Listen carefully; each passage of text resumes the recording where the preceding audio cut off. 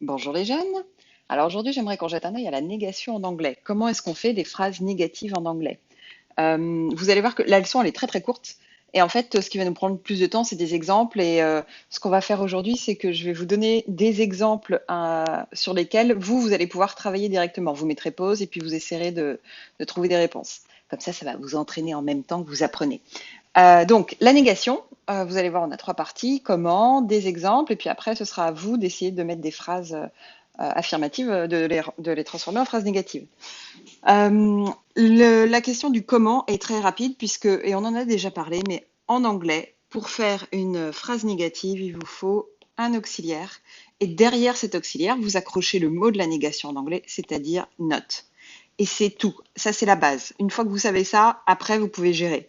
Donc, l'auxiliaire, en anglais, on en a déjà parlé aussi, mais vous en avez plusieurs. Et vous souvenez-vous que ce ne sont pas les mêmes qu'en français. En français, on a être et avoir. En anglais, c'est beaucoup plus varié. Et surtout, ils sont pas utilisés pour les mêmes raisons. En français, on les utilise pour les temps composés. En anglais, on les utilise pour les négations et les questions. Ce qui veut dire que ce que je vais vous dire là, vous pouvez aussi aller voir la vidéo sur les questions parce qu'il y a plein de choses qui vont être pareilles. Donc, ça va vous permettre de l'entendre deux fois. Alors, on va faire un petit point sur les auxiliaires quand même vite fait. Par exemple, au présent simple, l'auxiliaire, ça va être do ou does. Vous savez, si c'est la troisième personne du singulier, he, she, it. Si vous êtes au prétérit, l'auxiliaire du prétérit, ça va être did. Si vous parlez en be plus ing pour dire en train de, c'est be qui sera votre auxiliaire dans be plus ing. Si vous parlez au présent perfect, donc le verbe have au présent qui est ici utilisé en auxiliaire, donc ça c'est votre auxiliaire, et votre verbe à la troisième colonne, vous savez, au participe passé. Donc ça, ici, ce sera have pour le présent perfect. Si vous voulez parler au futur simple, vous allez utiliser will. Will est un modal et les modaux, ils remplacent les auxiliaires. Ils n'ont pas besoin d'auxiliaires, ils fonctionnent tout seuls. Donc c'est will et derrière vous aurez votre verbe. Vous voyez? Donc à chaque temps, vous allez avoir un auxiliaire différent. Et c'est important de le savoir parce que, et comme je vous l'expliquais dans la vidéo sur les questions, l'auxiliaire, c'est lui qui va être conjugué. Votre verbe, les exemples que je vous ai donnés là, où il y a un verbe en ing, un verbe à la troisième colonne ou un verbe à l'infinitif, tout ce que j'ai entouré en vert là ne change pas. Leur forme reste la même dans les phrases négatives. On ne conjugue pas ça, ça restera toujours en ing, ça ce sera toujours la troisième colonne et lui il restera toujours à l'infinitif. C'est, et là je vais vous les entourer en rouge, c'est be, have, will, et puis si vous êtes au prétérit ce sera did, et si vous êtes au présent ce sera do et does. Ça, voilà, là vous allez marquer la, la conjugaison, mais le verbe ne change pas. Ok. Donc ça c'est la base. On va voir des exemples tout à l'heure. Si c'est pas clair maintenant, ce sera normalement plus clair après. Il y a trois choses à savoir. Enfin, il y a trois petites exceptions à la règle de l'auxiliaire. C'est qu'il y a trois verbes, on va dire, ou trois types de verbes qui n'ont pas besoin d'auxiliaire. Tout à l'heure, on a vu les modaux. Donc, ils sont ici. Effectivement, tous les modaux, vous vous souvenez, les modaux, c'est can, could, will, must. Oh là, mon Dieu, mon must, il ressemble à rien. Must. Il y a une vidéo sur les modos si vous voulez les réviser. Les modos, ils sont hyper faciles à utiliser et c'est eux qui remplacent l'auxiliaire dans votre schéma de négation. Si, voilà. Voilà, c'est plus propre comme ça. Votre schéma de négation, ça va être sujet plus auxiliaire plus note et derrière votre verbe. Et la forme du verbe va varier en fonction du temps. Normalement, ça, vous commencez à le comprendre. Ok, donc les modos, eux, ils vont prendre la place de l'auxiliaire. Ça veut dire qu'on accrochera note directement derrière. C'est pareil avec be. Ça va prendre la place de l'auxiliaire, donc on accroche note directement derrière be. Et pour have, c'est un peu particulier, puisque have, vous savez que vous pouvez dire have got ou bien have tout seul. Si vous dites j'ai des frères et sœurs, I have got siblings, vous avez le droit aussi de dire I have siblings. Et donc, si vous l'utilisez avec le got, ce n'est plus un verbe normal puisqu'il est en deux parties. Donc, il va fonctionner exactement comme be et les modos. Il va pouvoir marcher tout seul. Vous pouvez dire I haven't got siblings. En fait, c'est même comme ça qu'il faut dire. Mais si vous n'avez pas got, bah, il fonctionne comme un verbe normal. Donc, vous utiliserez un auxiliaire en fonction du temps que vous voulez utiliser. Là, c'est du présent simple. Donc, I don't have siblings. Ouais, j'espère que c'est à peu près clair. On va voir des exemples. Alors, on va voir. I know, je sais, on est au présent simple, donc l'auxiliaire du présent simple c'est do ou does, mais comme on est à la première personne du singulier, c'est do, et donc on va bien avoir I don't know, do plus not derrière, et votre verbe qui reste à l'infinitif, ok? La deuxième, donc ça c'est le premier, présent simple. Deuxième, ça c'est quel temps? Si vous avez ed à la fin, c'est du prétérit. Or, l'auxiliaire du prétérit, c'est did. Donc, vous allez avoir not accroché à l'auxiliaire et au prétérit, le verbe, il reste à l'infinitif. OK? Ensuite, we will come, nous viendrons. Ça, will, on l'utilise pour le futur et c'est un modal, donc c'est derrière lui directement qu'on va accrocher le not. Et votre verbe derrière reste à l'infinitif avec will puisque tous les modaux sont suivis de l'infinitif. Have you heard the news? On est à quel temps? Vous remarquez, je vous pose la question, hein, donc vous avez le droit de mettre pause, d'essayer de trouver si vous ne trouvez pas tout de suite. Là, on est au présent perfect. Et donc, au présent perfect, votre auxiliaire, c'est have, qui est ici.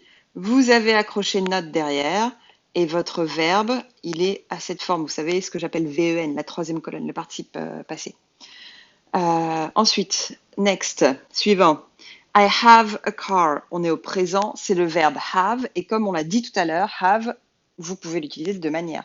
Soit vous l'utilisez comme un verbe normal et donc vous allez prendre l'auxiliaire du présent simple, parce qu'on est au présent simple, suivi de not, I don't have a car, ou alors vous rajoutez le got, et dans ce cas-là, ça en fait un verbe particulier puisqu'il est en deux parties.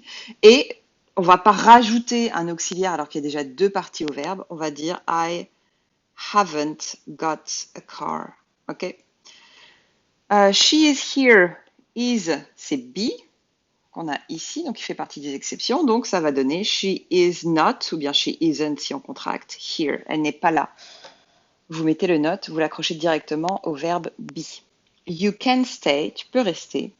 Can, c'est un modal, donc on va accrocher le not derrière. Et d'ailleurs, j'en profite pour vous dire, des fois, quand vous lisez de l'anglais, vous allez trouver ce mot-là. C'est exactement la même chose que can't. C'est juste que on l'utilise pour insister sur le fait que c'est pas possible. À partir du moment où vous décidez d'allonger un mot, c'est que vous voulez insister sur ce mot. Donc si on décide d'utiliser cette partie, ce mot en entier, cannot, c'est qu'on veut insister sur le fait que non, je ne peux pas, il ne peut pas, ce n'est pas possible. Mais c'est un mot qu'on trouve en fait assez fréquemment. Et enfin, he should wear a sweater. Il devrait porter un pull. Should, c'est un modal, donc on accroche not après should. Et comme c'est un modal, votre verbe reste à l'infinitif. Je ne vous l'ai pas dit au-dessus, mais c'est la même chose. Après les modaux, les verbes restent à l'infinitif.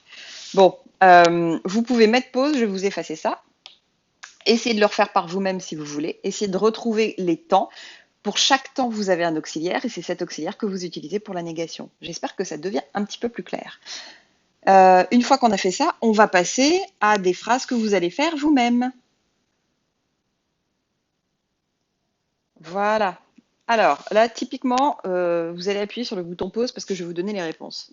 Il faudrait que vous ayez le temps de trouver par vous-même. I liked this movie. On va faire le premier ensemble.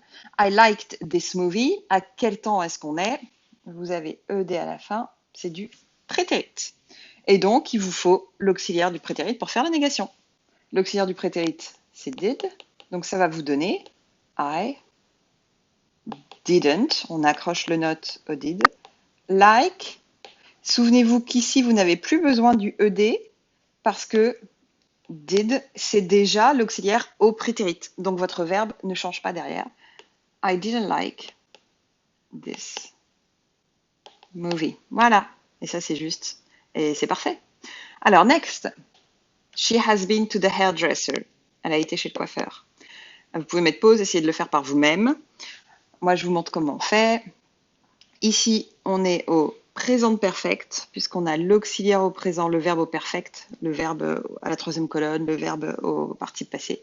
Et donc, on va mettre note après l'auxiliaire. Donc, she hasn't been to the hairdresser. Elle n'est pas allée chez le coiffeur. Ses cheveux sont beaux naturellement, éventuellement. OK, next.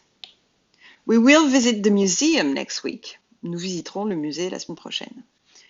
Nous sommes au futur. Au futur, au futur simple, on utilise will, le modal, pour parler au futur simple. Donc, on va utiliser ce modal. Ça fait partie, vous savez, des exceptions qui n'ont pas besoin d'auxiliaire. We will not visit the museum next week. Et souvenez-vous que will not, si vous voulez, vous pouvez directement mettre won't. Et c'est un peu le même principe que cannot. En général, si c'est dans une phrase lambda, vous allez utiliser won't à peu près tout le temps. Si vous voulez insister un peu plus sur le fait que non, on va pas le faire, c'est pas possible, vous allez garder will not séparé pour insister un peu plus dessus. Ensuite, he is nice. Oh, celui-ci n'est pas trop dur. C'est le verbe be. Or, vous savez que be n'a pas besoin d'auxiliaire, donc ce sera he isn't nice. Et une fois de plus, si vous voulez insister, vous dites he is not nice. Ah, si, il est gentil ce garçon. Non, il n'est pas gentil. Pour insister en anglais, vous allez dire he is not nice. Vous n'allez pas contracter la négation. C'est une des manières d'insister sur quelque chose en anglais. I have got 2 brothers. J'ai 2 frères. Pareil, si vous voulez mettre pause, allez-y. Sinon, on a la version spéciale du have, puisqu'il y a le got. Donc, on ne rajoute pas d'auxiliaire. On fait directement I haven't got 2 brothers. Sous-entendu, j'en ai 3, ou j'en ai 1, ou j'en ai pas. Ok, next. She could have called. Elle aurait pu appeler. Ici, alors, ça c'est une forme, c'est une phrase qui est un peu plus complexe. On va la décortiquer avant de voir. On a un modal could, suivi de have et called. Ici, called, c'est la troisième personne, c'est la troisième colonne, c'est-à-dire c'est le participe passé. Et en fait, normalement, tout ça, c'est votre auxiliaire au présent perfect, mais conjugué avec un modal. Ça vous paraît compliqué? C'est-à-dire qu'elle aurait pu appeler. Comment je vais vous expliquer ça pour que ce soit clair? Si vous dites she has called, c'est elle a appelé et il y a une conséquence dans le présent, sous-entendu, elle nous a donné une info hyper importante. Mais si elle ne l'a pas fait, mais qu'elle aurait pu le faire, c'est comme ça que vous allez faire en anglais. Could have. Le could permet d'insister sur le fait que ça aurait été, c'est une possibilité. Vous savez, quand on fait pareil, sur la vidéo des modos, vous allez le voir, quand on parle de la probabilité, could, c'est environ à 40%. Donc, s'il y a 40% de chances qu'elle l'aurait fait, c'est comme ça que vous faites en anglais. Vous mettez un modal d'abord et après, vous réutilisez have, du coup, à l'infinitif. Votre auxiliaire have, il est à l'infinitif. Et là, ça vous fait, ce qui est difficile, c'est que ça vous fait un modal et un auxiliaire, et donc, derrière lequel vous allez mettre le not. Ben, en fait, vous allez le mettre derrière celui qui devrait prendre la conjugaison. Je m'explique. Ici, le have, il est forcément à l'infinitif parce qu'il est derrière le could. Donc ici, le patron, c'est could. She could have called. Ça aurait été, elle n'aurait pas pu appeler. She couldn't have called. Celui-ci est un peu plus compliqué et je suis pas sûre de vous l'avoir expliqué clairement.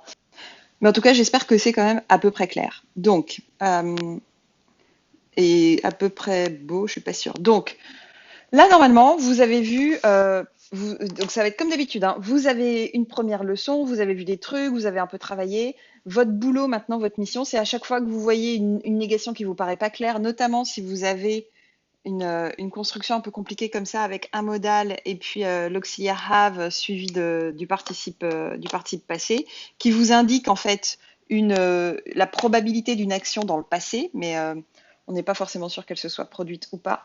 Allez voir où est-ce qu'on met la négation et essayez de comprendre pourquoi est-ce que la négation va là. Et en fait, ça va aller très très vite et vous saurez faire la négation en anglais, mais comme des pros.